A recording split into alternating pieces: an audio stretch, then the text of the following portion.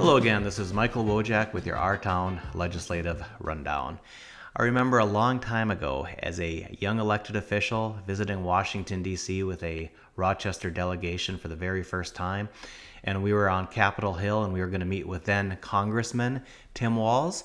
And I was excited to get up to the office, and when we got there, we found out that the congressman was not available and that we would be meeting with his staff. I learned a valuable lesson on that day of just how good the staff are for members of Congress and also members here in our state legislature.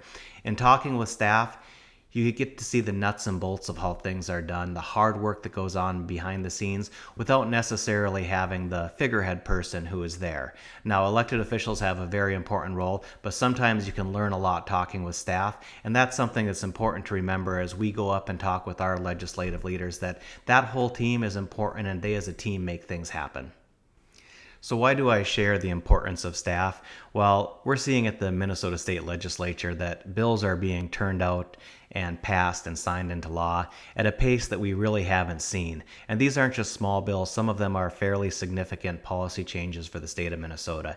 And that means that the staff up there, regardless of party, regardless of individual, they are doing a tremendous amount of work to keep things moving. And it's important to recognize how many people are involved in these.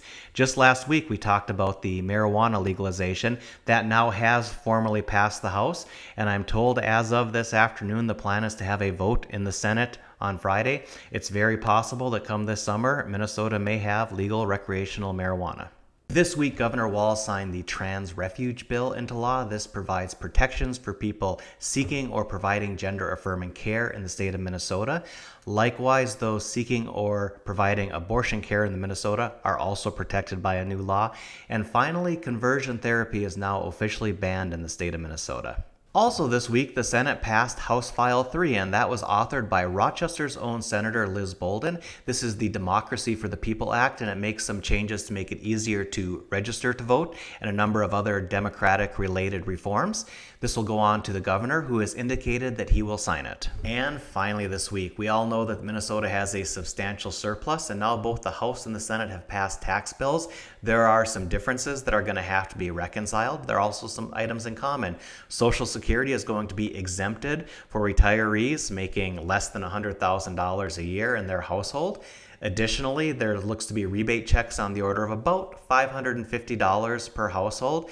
There are some substantial differences too. The House and the Senate have different approaches to child care tax credits and child tax credits. Additionally, the Senate bill has Rochester sales tax extension in it. The House does not have any sales tax extensions, and that's particularly of interest here. The House version would add a fifth tax tier for very high earners, while the Senate makes some changes to business taxes. In general, the bills are fairly well aligned. They appear to balance the budget as is constitutionally required in this biennium. And I'm looking for data on how it's going to affect future bienniums as well, because you actually have to pay your bills going forward too. So this has been Michael Wojcik with your Our Town Legislative Rundown. I look forward to catching you next time.